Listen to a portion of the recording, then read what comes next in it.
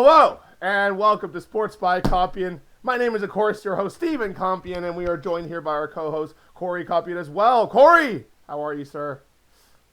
Doing fantastic. That's We are all awesome. growing majestic beards. That is the theme of the day. And it is also the 30th episode! Big Yay! guest here for our 30th episode. We have Manny Bogle joining us. Manny, how the hell are you, buddy? Oh, terrible. Really? That's Oh great. yeah. Great It's miserable. news. Hate everything. We'd love to have it. We'd love to hear it. Good stuff. So, boys, there is, of course, I'm sure you're well informed and excited about it, is all the women's rugby that is going on right now in the World Cup. So, I personally watched the Canada / US game when they were still in the group phase. So I watched that game.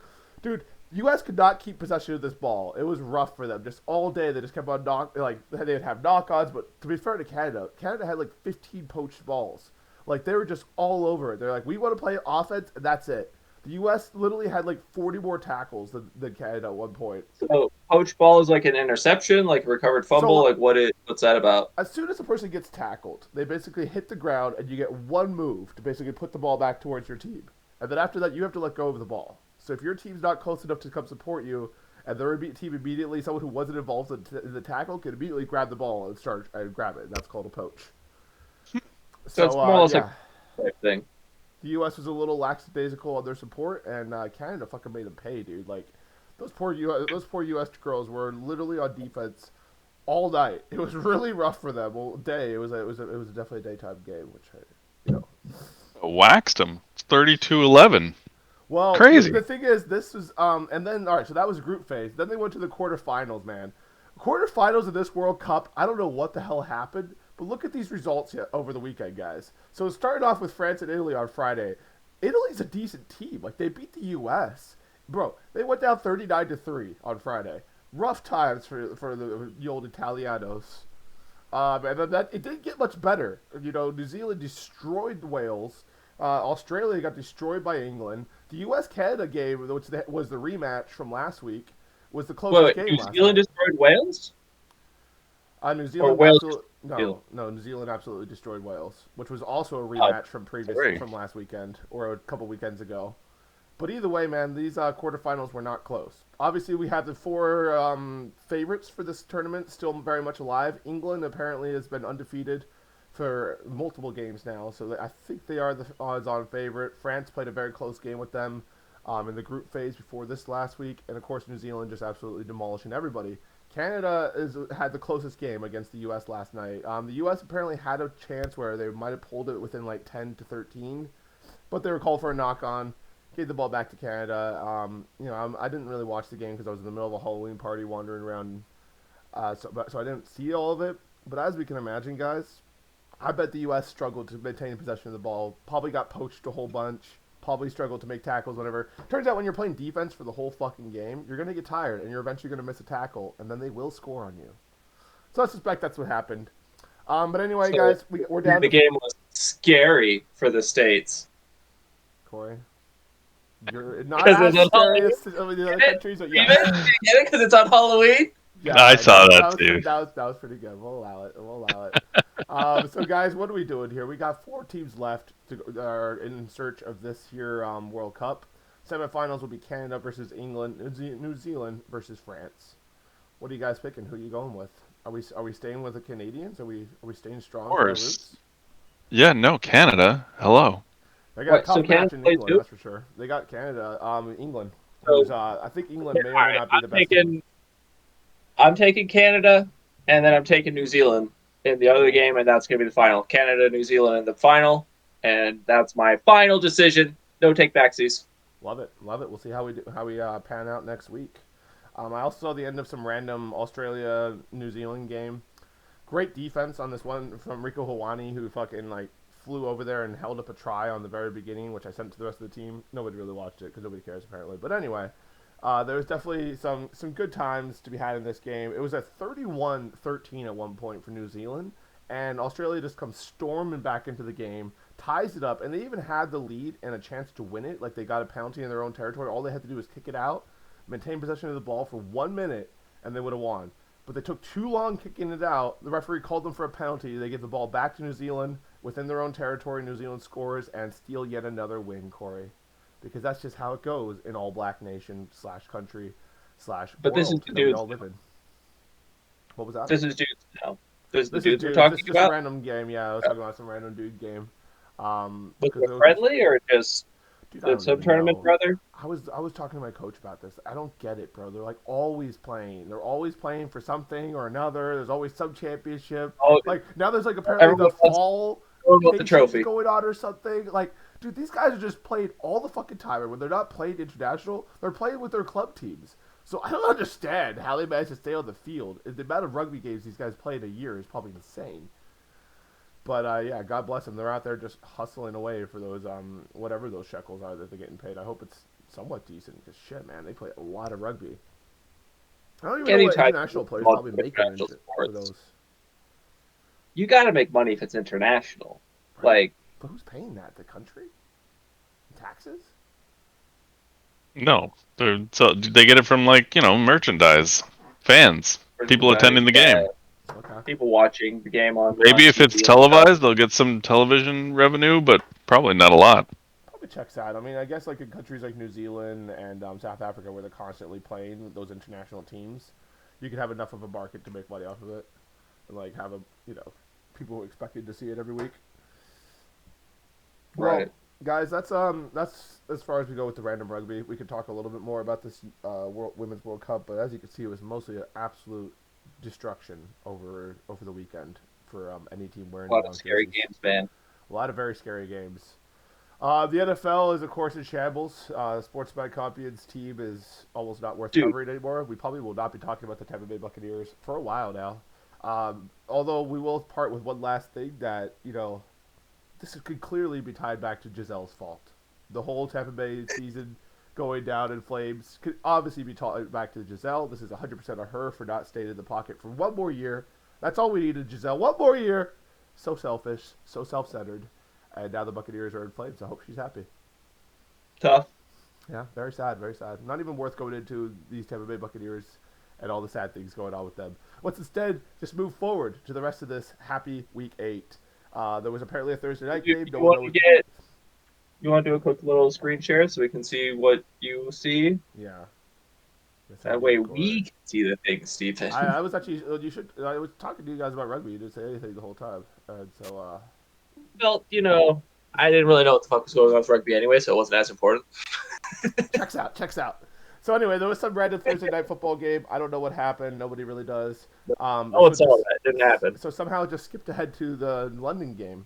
And we had Russell Wilson travel out there and just doing high knees the whole time, dude. Like, fuck sleep. Fuck my teammate sleeping near me. I'm here to do high knees. I'm here to get the work in. I'm here to lead the Broncos to a big victory over the Jacksonville Jaguars. Absolutely wonderful. I had not one, but two wide receivers playing in this game, one on each team, Courtland Sutton and Christian Kirk. They managed to get me a whooping 9 points between both of them. So shout out to this game in general. Let's go, boys. Real great way to start off the morning with an immediate loss for sure for the Straw Hats because those two idiots got me 9 points between them. Good. It's on me for trusting Courtland Sutton the third week in a row. He literally dropped a touchdown pass. Good times. Thanks, Courtland. Anyway, do you guys have any commentary here about this London game and about our Russell? Actually, yes, mate. What do you have to say about this whole Russell Wilson hate that we are experiencing across the nation right now? Broncos Nation, let's ride. Yeah, what do you think about this? He's corny as fuck. It finally caught up to him. Dude, I don't know. It's like between him, Brady, what's his name, Matty Ice, Aaron Rodgers, like it feels like the whole guard is the old guard. They just all stopped hitting the fountain of youth this year. They're all dropping the ball. It's crazy. Well, I mean, Aaron's over there doing ayahuasca, so he's trying, but like the one of them got divorced. Russell Wilson's just drinking water, presumably. There's no way Russell Wilson drinks much. Matty Ice, I feel like, was a little bit more expected. Like they kind of shipped him out of the Falcons. Like, it's going to a long night, bro. Still a little surprised. I'm surprised by that. Like as an NFC South guy, like he's always been pretty consistent, and like he was okay last year. Colts, dude, I felt like this year were going to be really good. They every year seem to put together a somewhat decent team, and they're just struggling. Yeah, but dude, what's crazy is the week before he got benched, he had his like all-time high for passing yards. He had like 400 and something passing yards. It was a career high for him. And then the next week, I don't know what happened, but he, I guess, did terrible because they benched him for I think a rookie journeyman, Ellinger. something like that. Speaking of people getting benched and me not really understanding what the hell is going on, the Panthers apparently benched Baker Mayfield these last like 3 weeks. But I don't know if he's actually injured because I saw him out there like, supporting his boy PJ, getting all excited for him. Bro, this game was insane. Like, Red Zone had it mostly on because it was one of the few competitive games in that early morning. When we came to this podcast, the Panthers had just picked off Marcus Mariota, and the guy ran it all the way to like the 20 or the 30. So I have no idea how they didn't kick a field goal and win that game, but the Panthers had multiple chances to win this game. Literally, DJ Moore beats two guys over the top for no reason. There's no reason that these two Falcons guys should have got beat over the top. I mean, one of them was a linebacker, but I don't understand this single coverage on DJ Moore on one of the most important plays of the whole fucking game. Like, that's their number one receiver. Maybe double him. Maybe make sure safety's on him. They didn't. The dude beats those guys over the top, scores, takes off his helmet in his excitement, and they call an excessive celebration. The Falcons take it on the extra point. Eddie Pinheiro missing a fucking 48-yard fucking extra point. This goes into overtime. He missed it is because Moore took off his helmet. They got If he hadn't done that, that would have been game. But also make a 48-point extra point, a yard extra point, buddy. Come on now. Why though? He could have done it at regular. He could have done it at regular distance. That would have been home run. Sure. I mean, I don't know. I think it was I don't know. I hate to see those calls anyway. Like, I get DJ Moore's excitement there. Like, there was no reason for him to have caught that ball, and it was fucking cool as fuck. So yeah, I kind of say let him live a little. It was fucking amusing as hell as somebody with no real dog in the race. I mean, either one of those guys are going to take are now the number one spot in the NFC South, but for sure, a fucking crazy ass game, and I can't believe the Falcons. I mean, the Panthers managed to not win that. Corey, your Cowboys are rolling. What do we have to say about these here Dallas Cowboys? Exciting times to see Dak coming back in a big way. Like when he came back against the Lions and it was like a close game, I'm like, bro, it's the Lions. Why is this competitive? Like, I did actually watch the game. I saw the highlights, but I was like, dude, it shouldn't be this close. Like it's a great team. You are now, maybe it's warm up for him. Like he definitely kicked ass this time. Dude, I saw a stat. Like I walked downstairs and Dad was watching the game. Tony Pollard, it looks like Elliott didn't play today. Like he was not in pads. He was just talking to Pollard. Pollard had 147 yards on 15 carries. So he was averaging almost 10 yards a carry, dude. Like 3 touchdowns also. So I'm like, well, that's why we kicked their ass. Tony Pollard had a fucking day. Pollard's been balling out lately. And one thing I'll say, like we're not going to talk about the Buccaneers too much, but oh my God, dude, Devin White gave up in that second half, and the Baltimore Ravens scored 24 points accordingly. There was like so many announcer plays of just like the offensive lineman getting up on top of him in the second level and just driving him into the mud. Dude, I saw a play where they threw it out to the sideline, and my man jogged, but like not a fast jog, like a slow jog. Like followed the dude into the end zone. Bro, but no, that was another one. That was another play he gave up, Corey. There was an even worse one that he literally jogged. And, like, oh, my God, dude, I've never seen an NFL player give up like this guy did. Contrary to a play I saw for Michael Parsons, the guy rushes the passer, flushes out the quarterback. So he goes out there, throws it on pass.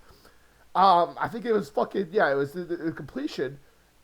Fumble. Guess who picks it up? Michael Parsons. Because it wasn't enough for him to cause that pressure. He turned around, pursued Fields. As soon as he saw it was a pass, continued hauling ass, got to the ball, picked up a wide open ball, and fucking scored a touchdown. Because Fields hopped over him. That's effort. That's football. Not this bullshit Devin White's doing. Motherfucker asking for a $100 million contract. Get the fuck out of Tampa, clown. Anyway. Dude, another play from Michael Parsons last week against the Lions. Like, he gets in there again, causes pressure. The pass goes out to the tight end. My man turns on a dime, chases this dude down, and tackles him on the 1 yard line of the end zone. The next play, fumble, Cowboys recover it. That man's playing like a guy who loves football.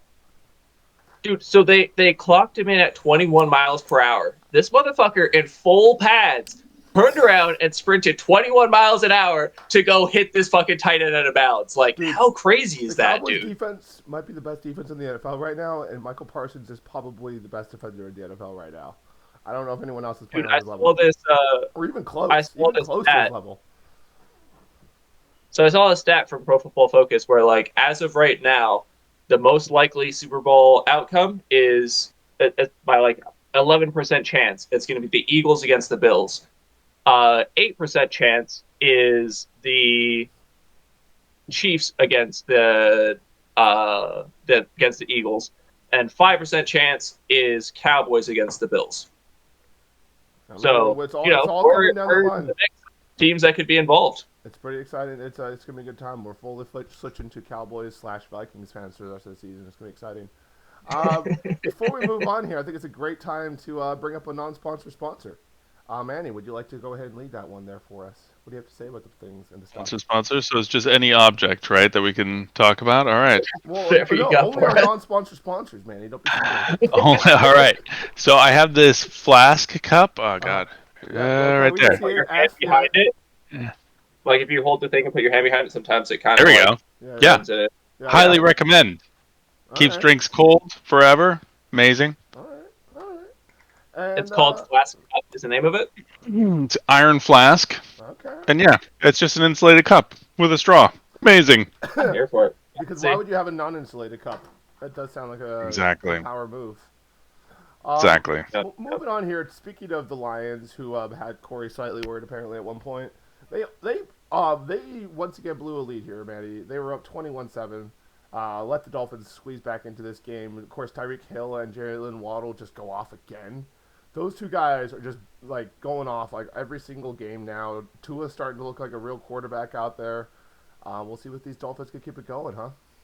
Dude, those two dudes have been consistently in the top 5 for receiving yards. Like, normally you get like one dude from each team. The Dolphins have 2 out of the top 5 receiving yard receivers. It's crazy. It is crazy. That is kind of crazy. Also, they got that first-year coach, McDaniels. I did not expect him to actually be good. I'd never heard of the guy before. When they hired him, I was like, what? I thought it was like one of those like half-a-year kind of contracts. But no, surprisingly good for being kind of weird and nerdy. Yeah, he's like he was the offensive coordinator for the 49ers. Yeah. No. He was just like an assistant. Oh. He was an assistant? Oh. Pretty sure. I mean, I could be wrong, but he came on the Pat McAfee show like during the Super Bowl, and like he just had this ridiculous chemistry with Pat, and just sounded like a normal, cool dude. So I've been rooting for him ever since that, and yeah, it seems like it's playing off for his players too. Like I said, buying in. This is a crazy ass game too. The Vikings Cardinals. Manny, what do you have to say about this one? Your boy Kirk Cousins has your Vikings at 6-1. Manny, holy cow! Holy cow! It's like a real football team. Holy cow, man. It's so exciting. We're going to lose the first round of the playoffs. It'll be great, like we do every year. They might go to the NFC Championship and really crush it's your just heart. because, look, we haven't put Kirk Cousins on any live games. The one, primetime games, we did the one and he lost it. So as soon as he gets to the playoffs, we'll lose. I literally made one of my fantasy decisions about whether to start him or I think it was like Geno Smith, and I'm like, it's not primetime, is it? All right, no, it's not. Cool, I'm starting Kirk Cousins. He doesn't like all the lights. He doesn't like the flashing lights. No, stop. Any kind of real pressure. If nobody's watching, he's like a superstar. The minute people turn to him, he's like, just terrible. I don't football good. But what do we think about this game, dude? That defense looked good. I mean, obviously they give up a decent amount of points, but that's also because Kurt was having a lot of 3-and-outs. But I don't even know if that's the case. It was mostly just a good team win, man. And it's hard to control D. Hopkins, so they didn't really do that. But they were able to mostly contain Kyle Murray, who threw 3 touchdowns, but ended up throwing 2 interceptions, 2 crucial ones. Got sacked a bunch of times. What do you think of the Vikings overall today against the Cardinals? I watched no part of that game, so I'm going to say they did great. Okay. Fuck yeah, dude. They sure They did. fantastic. They won. And then some weird It's also organization. like the Call of Duty 2 came out, or Call of Duty Modern Warfare 2 came out recently. So Kyler Murray's he's focused on that football secondary for the next week or two. Fair enough. It makes sense. I mean, it is a brand new Call of Duty. I mean, what's the guy supposed to do? Just play football or something? Dude, come on. Stupid. Yeah. Got to get those streaming hours in. So Saints absolutely destroyed the Raiders, who are just absolutely looking for answers at this point and finding none. Guess why? What happened here?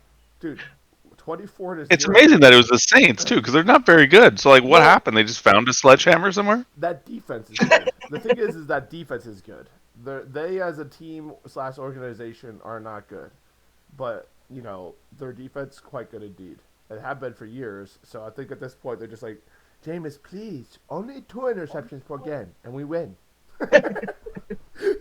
You know who was saying that Jameis was not the answer for years and years, and who did not agree with me? What? I don't know anything about this. All that matters is that Taysom Hill. Your man Jameis is a turnover machine. He just loves to give it to people. Anybody, the other team, his team. Doesn't matter which team, just completions. That's what he's here for. Exactly. Ball never touches the floor. Completions, Manny.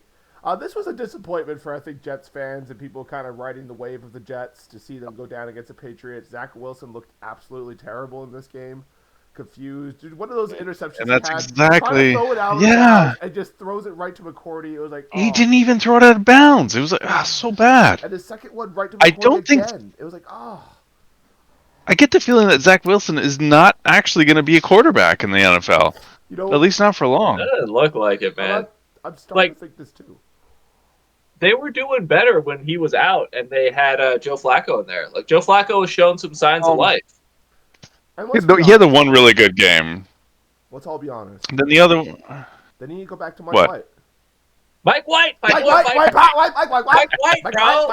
He's going to be the Tom Brady of the future. Tom Brady. Oh my God.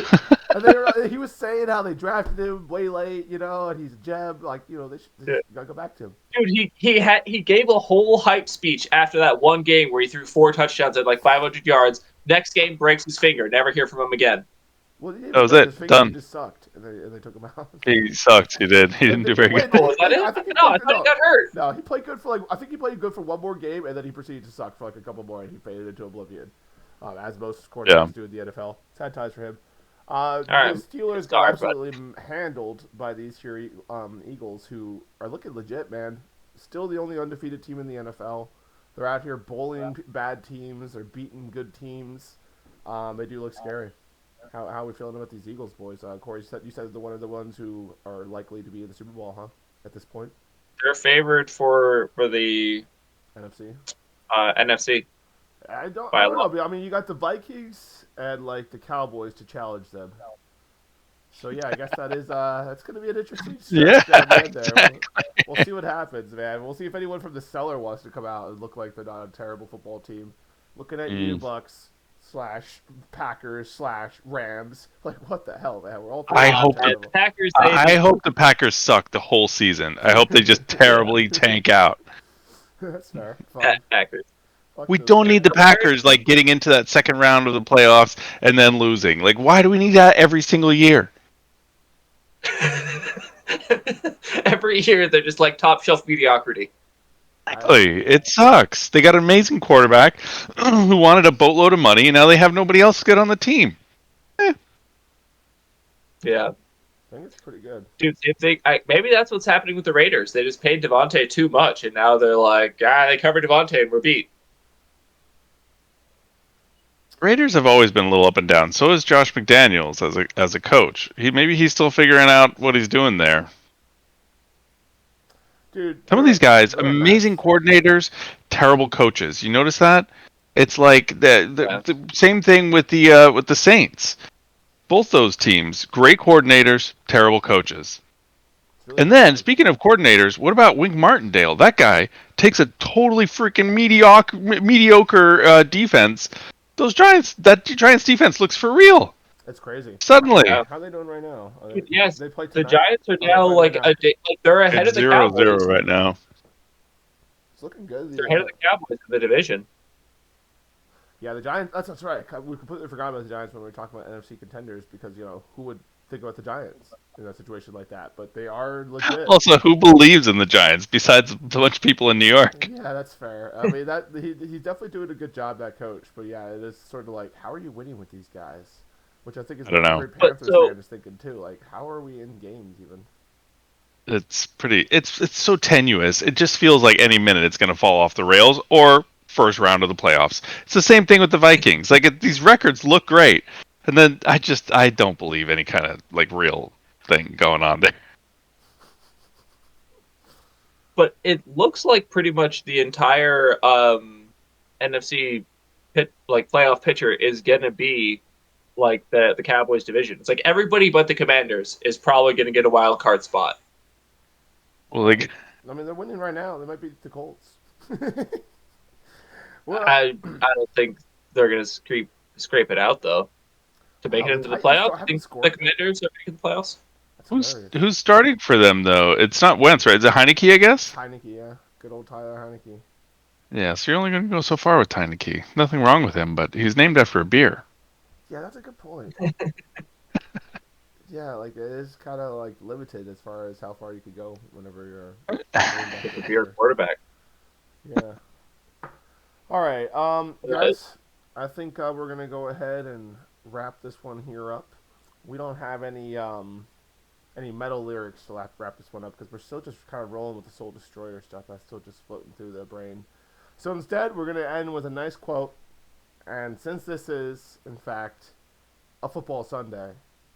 Oh yeah, before we sign off, do you guys have any last thoughts about how both your teams are actually sort of good for a change and it's good times? You excited?